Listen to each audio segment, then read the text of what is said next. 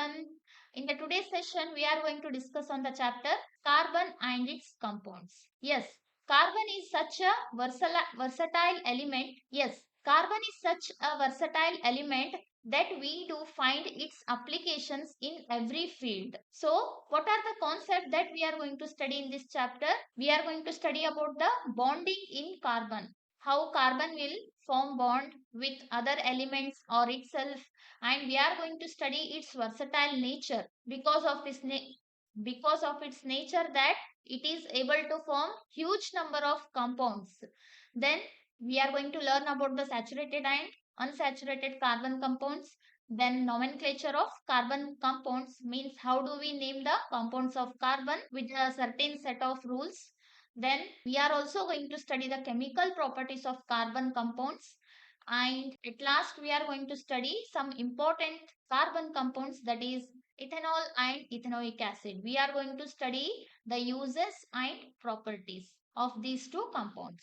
Yes, let's get started. See the things that you can see in the picture: food, pencil, charcoal, oil, sanitizers, living organisms, diamond, table, clothes, perfumes. All these substances, all these things consists of carbon. Why are we studying carbon in this separate chapter? Because of its huge importance.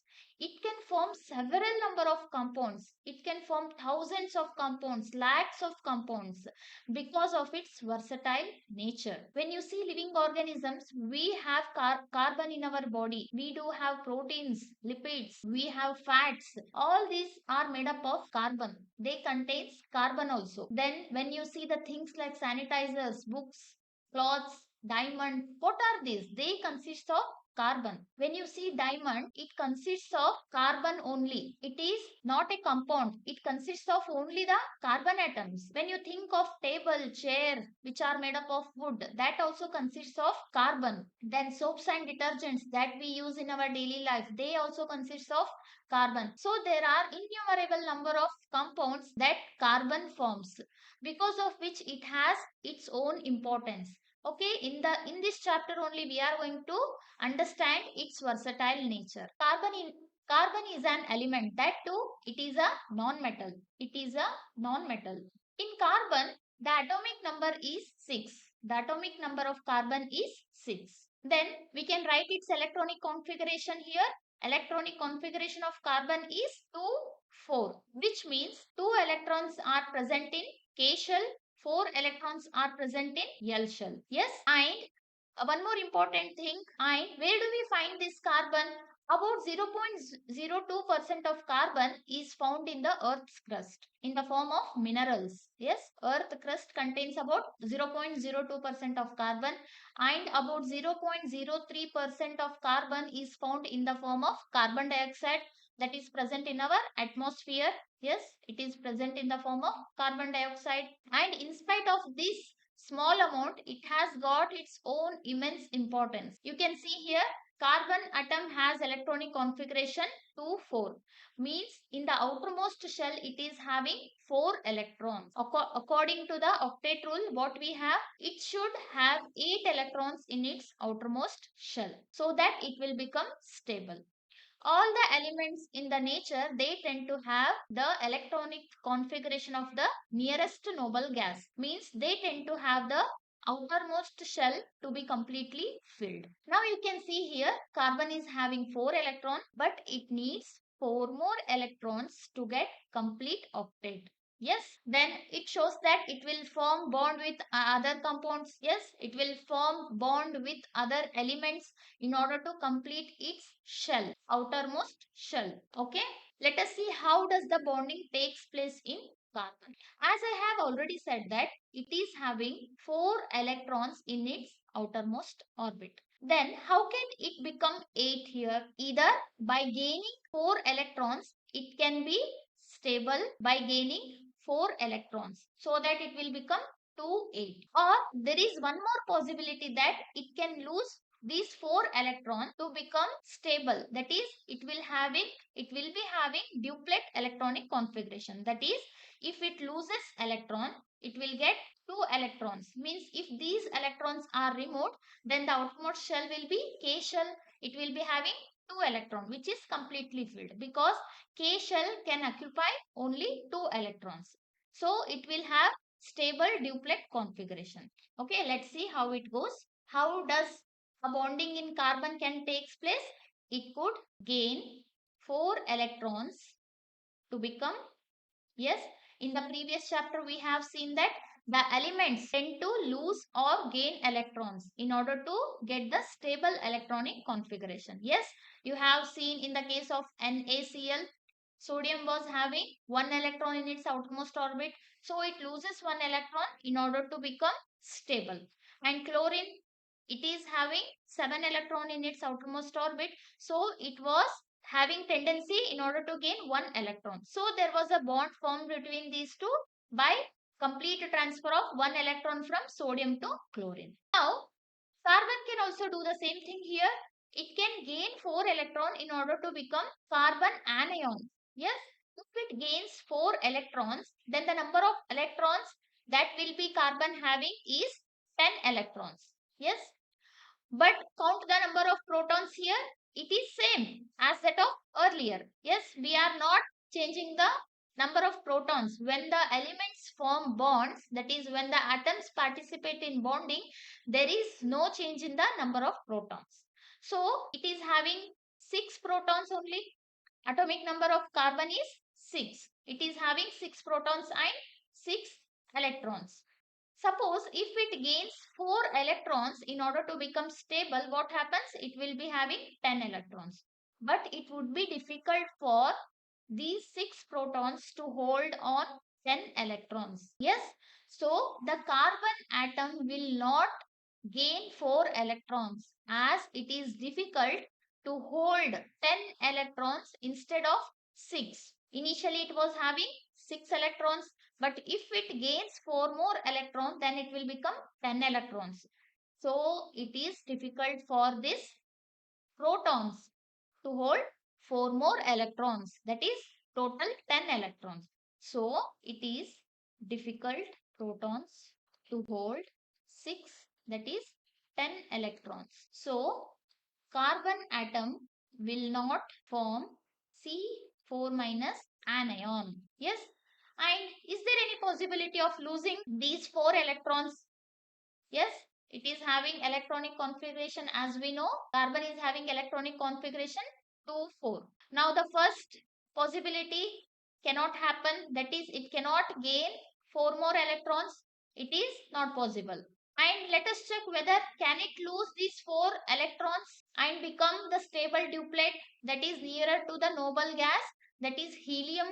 It is also not possible, because in order to lose these 4 electrons means in order to remove these 4 electrons, large amount of energy is required. So it cannot form C4 plus cation. Initially what happened in case of sodium, it was having only 1 electron in its outermost orbit. So it is easy to remove this 1 electron.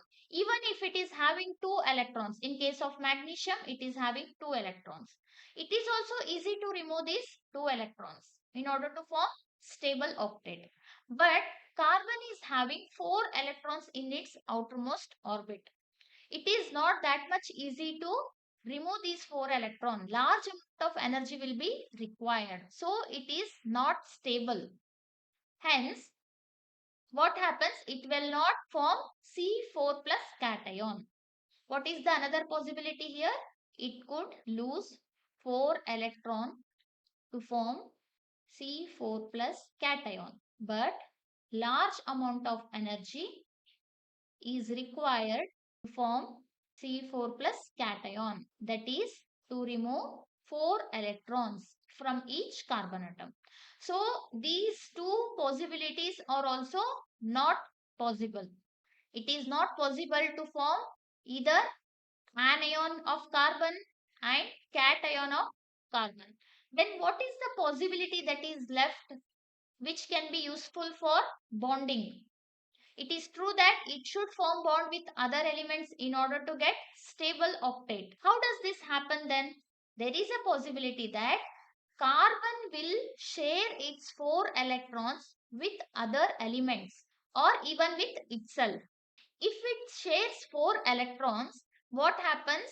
There is a sharing between the two atoms here. Yes, if carbon share its 4 outermost electron with other elements, those elements also share their outermost electron with carbon, resulting in the formation of octet configuration. So let us see how does this happen. Yes.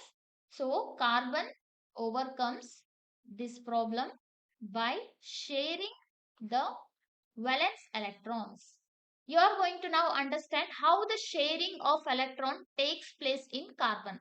First, let us see some simple examples in order to understand how does this sharing of electrons takes place. Yes, let us see some simple examples here. Now, see, I have said that there is a sharing of electrons between the carbon and other elements in order to form stable octet. How does this sharing happens? Let's take the simple example of hydrogen molecule here. How does the bonding takes place in hydrogen molecule? And that bond which is formed due to sharing of electron is called as covalent bonding. You are going to understand this bonding right now. Yes, carbon, sorry, hydrogen is having one electron in its outermost shell. The atomic number of hydrogen is 1 and it is having K shell and the electron is present in that K shell only. Now it needs one more electron in order to have duplet configuration. Yes, duplet configuration is also stable. It is a stable electronic configuration of helium atom. Yes, every element tends to have stable electronic configuration of the nearest noble gas. Now the hydrogen atom needs one more electron in order to satisfy it duplet. Yes, what it does is it will form bond with other hydrogen atom. Now this hydrogen atom will share its one electron with this hydrogen atom and this hydrogen atom will share its one electron with this hydrogen atom. Means there is a mutual sharing of these electrons. These two hydrogen atoms are identical. Simply for understanding purpose, we have shown it with a different color. Now, once the sharing of electrons takes place in between these two atoms, these two electrons are belonging to both the atoms. So that this hydrogen atoms also gets the duplet configuration and this hydrogen atom will also have the duplet configuration.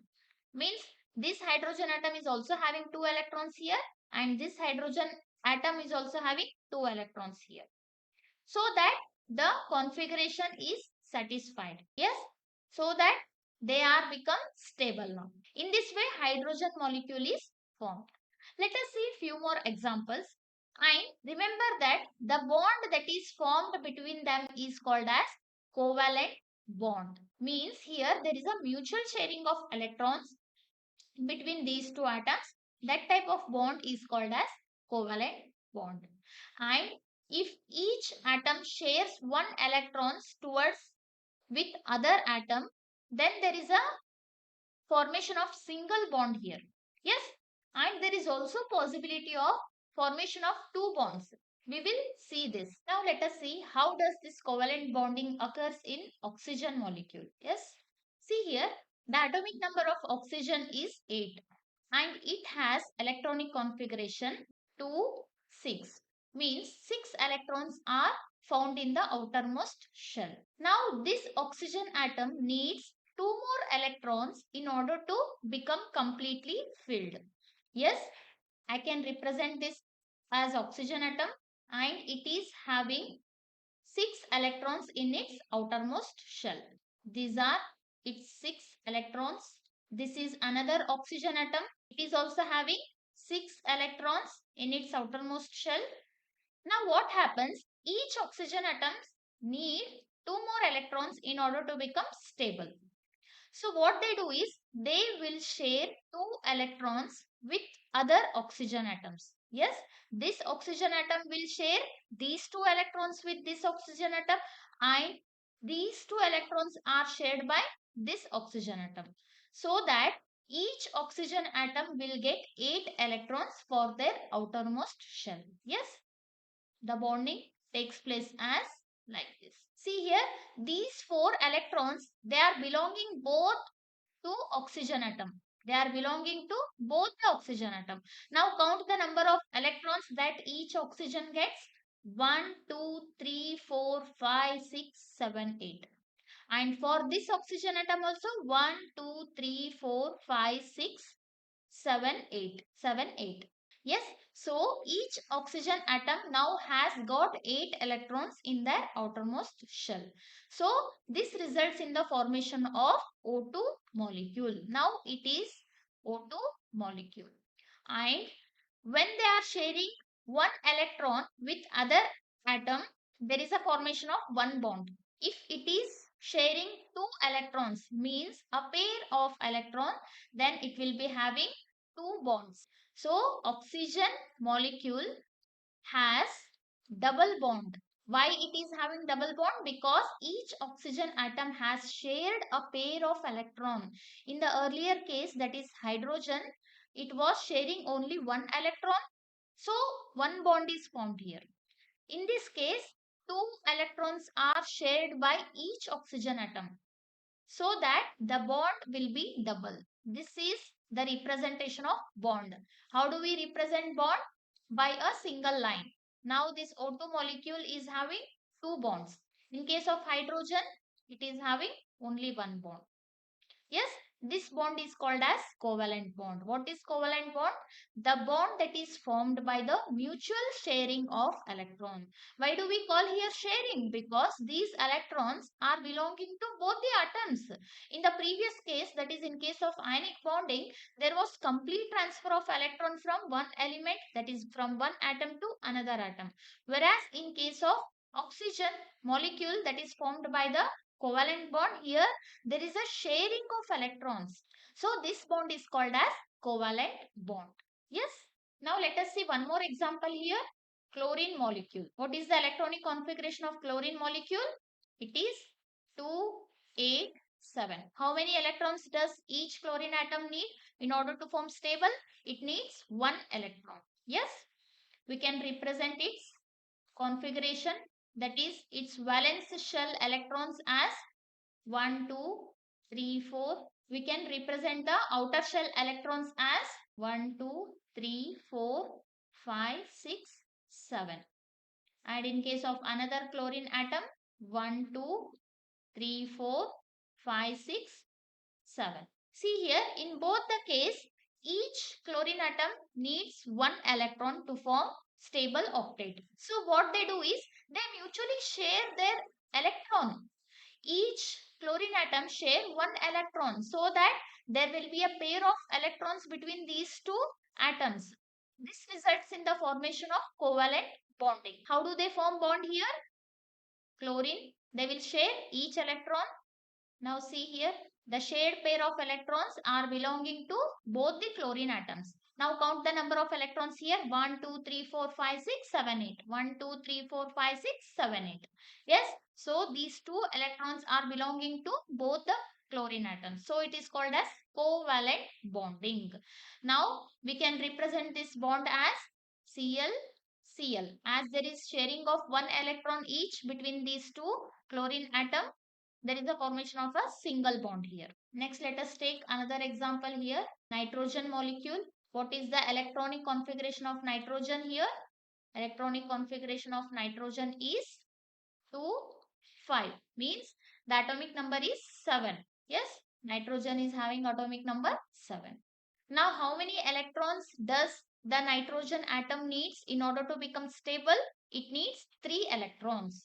So I can represent it with the electron dot structure as the representation of these electrons, that is valence electrons around the element, that is chlorine or any other element. It is called as Lewis dot structure. What we are going to represent here? We are going to represent the valence shell electrons around the symbol of element, that is called as Lewis dot structure. Yes. Here it is having 5 electrons in its outermost shell. Okay. 1, 2, 3, 4, 5. Now what each nitrogen atom does is it will share 3 electrons with other nitrogen atom, so that they will be having 6 electrons in between them.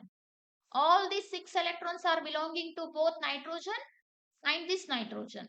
So how the bond is formed here? Yes. How does this look? It is a triple bond. Why? Because there is a sharing of 3 pair of electrons. Remember, if there is a sharing of 1 pair electron, then there is a single bond. If there is sharing of 2 pair of electrons, then there is a double bond. If there is sharing of 3 pair of electron, then there will be triple bond. Yes, these are covalent bonds. This is how nitrogen molecule has formed. And you can also count here the number of electrons for each nitrogen atom. 1, 2, 3, 4, 5, 6, 7, 8. 1, 2, 3, 4. 1, 2, 3, 4, 5, 6, 7, 8. Yes. So each nitrogen atom will get 8 electrons. This is how covalent compounds are formed. And remember that these covalent compounds have some properties, like they are having low melting and boiling point. They are having some general properties like covalent compounds have low melting point and boiling point. Unlike ionic compounds, why these covalent compounds are having low melting and boiling point? Because there is no such strong intermolecular force of attraction. Even though this bond is strong, the covalent bond is strong, no doubt, but the intermolecular force of attraction is not that much strong here, because of which these will melt easily, these will boil easily, as the intermolecular force of attraction is less in case of covalent compounds. And also, these are core conductors of electricity. Covalent compounds are conductors of electricity. Why? They are core conductors of electricity because there is no formation of ions here. There is a mutual sharing of electrons between the atoms. So there is no formation of ions which are required for conduction of electricity, because of which these are core conductors of electricity. Yes, you have to remember these points. Now let us come back to the carbon. How does the valency of carbon is satisfied by covalent bonding? Let us see. Now let us represent the dot structure, electron dot structure for carbon here. It is having 4 electrons in its outermost orbit. In order to become stable, it needs 4 more electrons. Then how does it forms bond? Let us take with the help of example methane molecule. Now it will form bond with 4 hydrogen atoms. As we have seen earlier, hydrogen atoms need one more electron in order to become stable. So each carbon atom will share one electron with one hydrogen atom.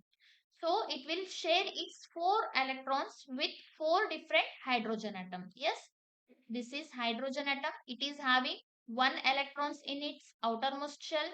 Yes, this is another hydrogen atom. It is having 1 electron in its outermost shell. This is another hydrogen atom which is having hydrogen atom in its outermost shell. In the same way, we are having this. So, carbon is sharing its 4 electrons with 4 different hydrogen atoms. Each hydrogen atom will share 1 electrons. 1 electron. Each carbon atom will share 4 electrons with 4 different hydrogen atoms, resulting in the formation of methane molecule. So the bond formed here is covalent bond between C and H. See here, as the shared electrons are related to both carbon and hydrogen, we can represent the molecule as like this. This is to show that bond has been formed between carbon and hydrogen, that is covalent bond. And these 2 electrons, these are belonging to both carbon and hydrogen. Now count the number of electrons around carbon here. Are they satisfied? Is the valence electron shell configuration is satisfied? It become completely filled now? Let us check. The carbon atom is having 1, 2, 3, 4, 5, 6, 7, 8. Yes, the valency of carbon is satisfied. What about hydrogen? Hydrogen should get 2 electrons. So each hydrogen has got 2 electrons here. You can check here.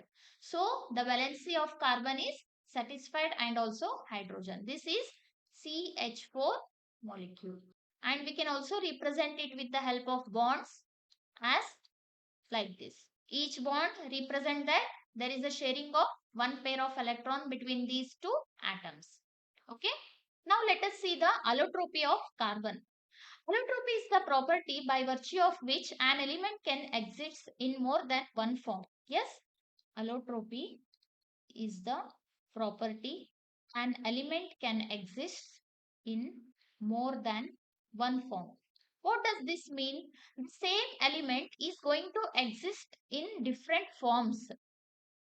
The composition is same, but the manner in which the atoms are arranged is different. And this forms is called as allotropes. And these forms of element are called allotropes. We can see this property in case of carbon. Yes, carbon exists in different allotropes like allotropes of carbon are. It exists in different allotropes like diamond, graphite and Buckminster fullerene. See here, all these forms have carbon only. Entirely these forms are made up of carbon only. The manner in which the atoms of carbon are arranged is different, which results in the different physical properties. These allotropes have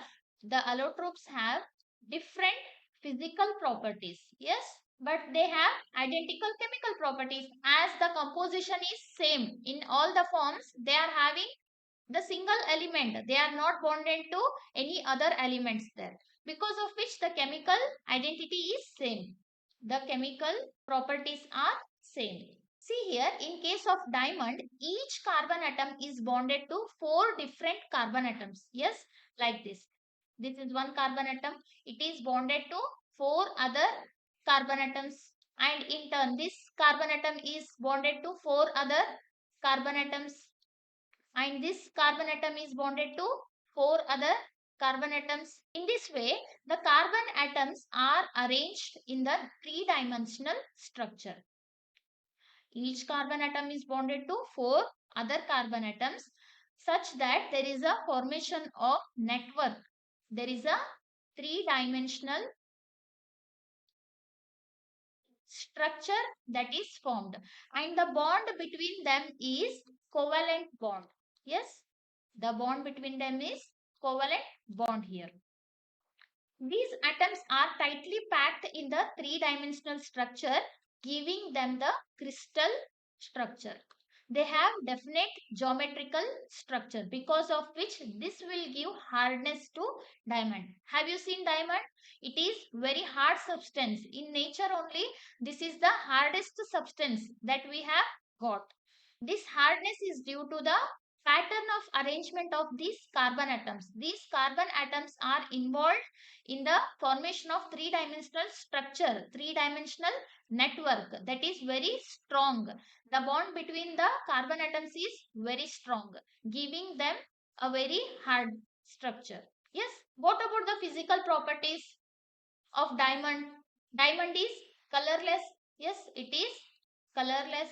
It is hard and it is poor conductor of electricity. It will not conduct electricity. These are the different properties of diamond.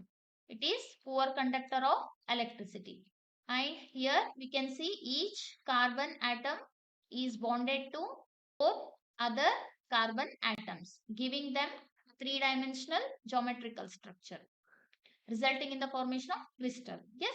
What in case of graphite? In case of graphite, the arrangement is different than that of diamond here.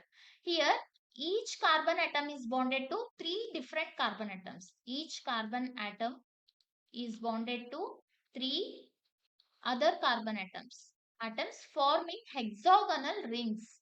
Forming hexagonal rings. And these hexagonal sheets are two-dimensional in nature. See here how the bonding takes place. Each carbon atom is bonded to 3 other carbon atoms. They will form a hexagonal sheet structure, and in turn this is bonded to different carbon atoms like this. In this way, there is an arrangement of carbon atoms such that each carbon atom is bonded to 3 different carbon atoms. asks that how the valency is satisfied. Among these three bonds, one of the bonds will be double bond. Yes, one of the bond will be double bond. And along with this, as they form a hexagonal arrays, there is a formation of layers here. In this way, there is a formation of layers of these hexagonal rings one above the other. And between these layers, there is a van der Waals force of attraction between the atoms. What is van der Waals force of attraction? It is a weak force of attraction between the molecules. And because of this force of attraction, they are formed in the form of layer.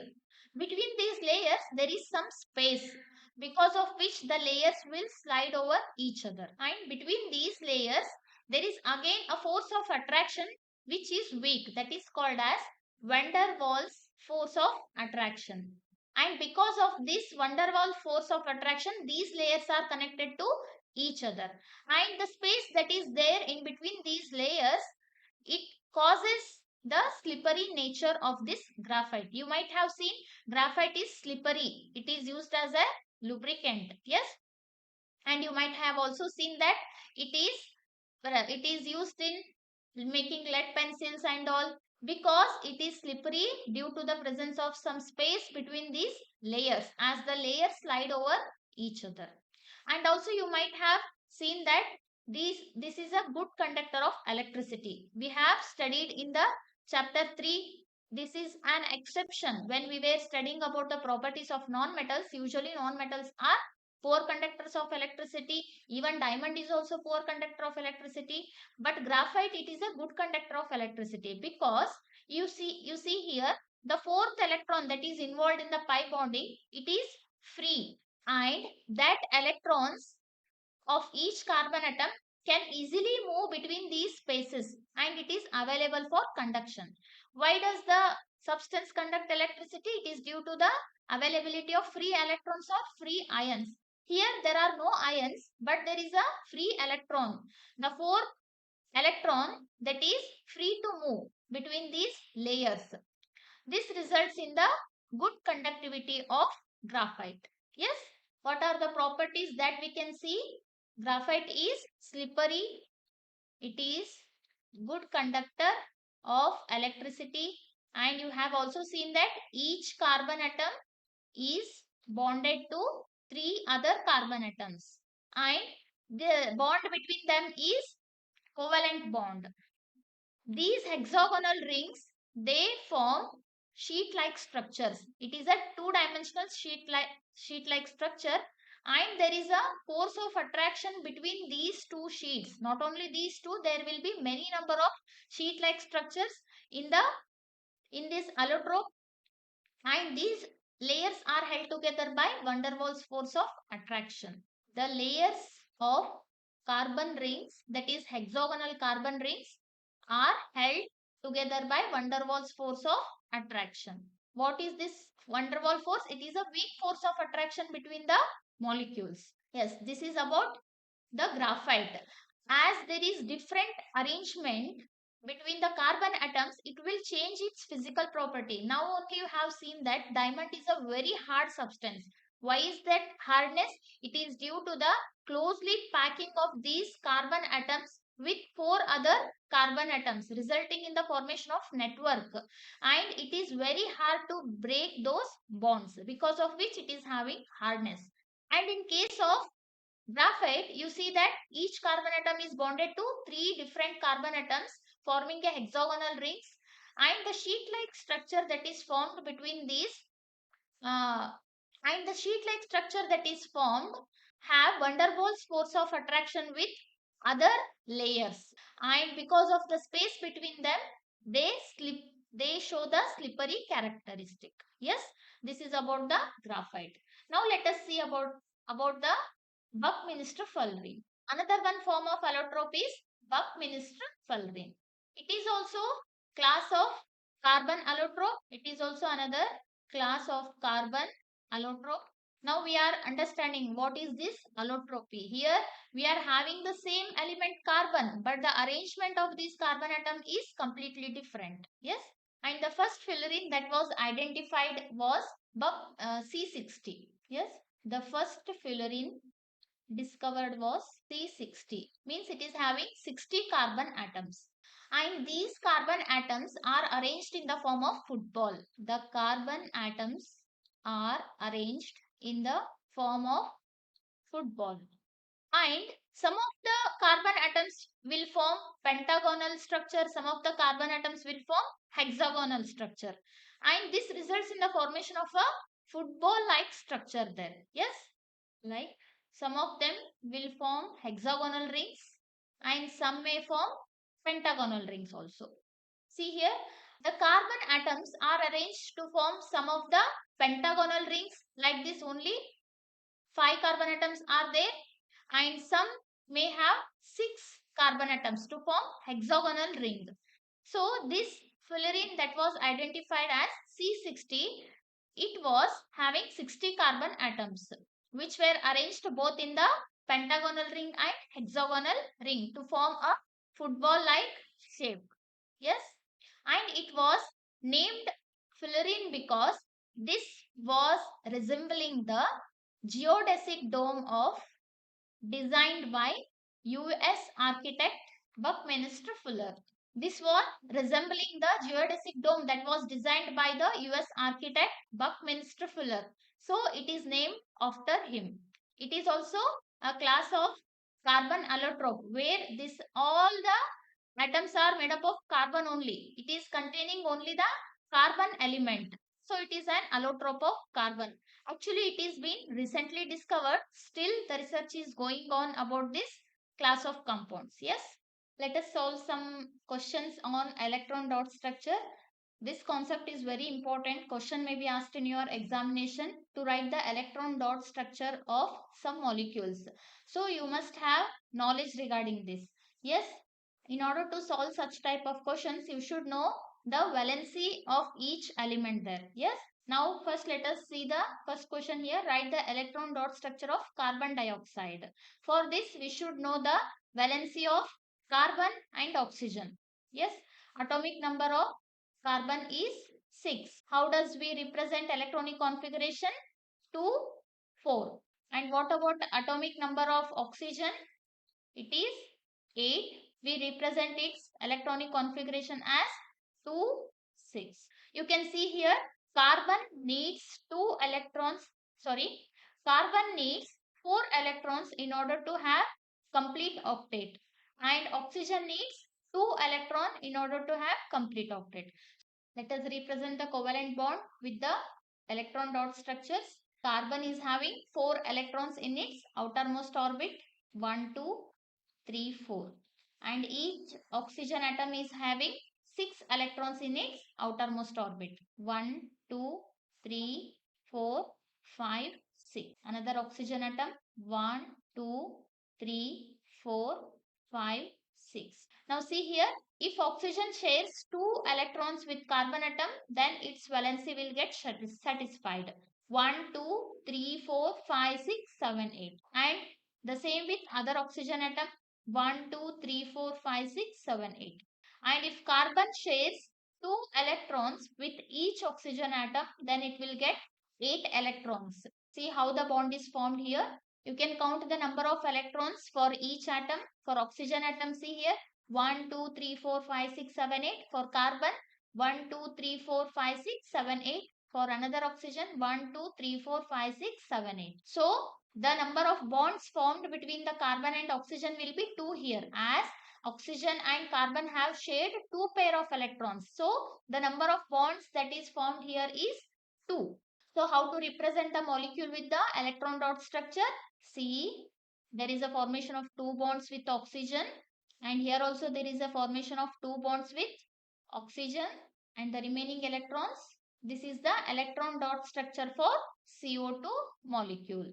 What are the steps that are involved in writing the electron dot structure? First you have to remember the atomic number, then electronic configuration, then you have to represent the number of valence electrons, that is valence electrons around each element.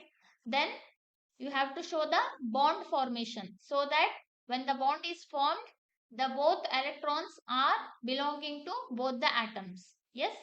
Now let us see the next example. Write the electron dot structure of H2S molecule. Atomic number of hydrogen 1. So electronic configuration will be 1, simply 1. Then atomic number of sulfur is 16. Then electronic configuration will be 2, 8, 6. It needs one more electron in order to form stable. It needs 2 electrons in order to form stable. Let us represent it with the electron dot structure. Sulfur is having 6 electrons in its outermost orbit. What about hydrogen? It is having 1 electron. Now they will share electrons between them in order to form covalent bond. Hydrogen will share 1 electron with 1 sulfur atom.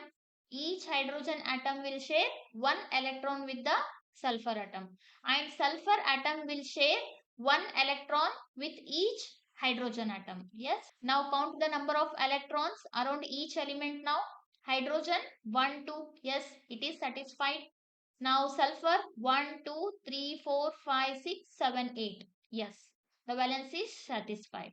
In case of hydrogen 1, 2. This is also satisfied. Now we have to represent it with the dot structure H, S, H. The remaining electrons are shown here. This is the electron dot structure of H2S molecule. This one bond, that is this single bond, represent the shared pair of electron is only one, because of which single bond is formed here. Here also there is a formation of single bond, that is covalent bond between sulfur and hydrogen. This is how we represent the electron dot structure.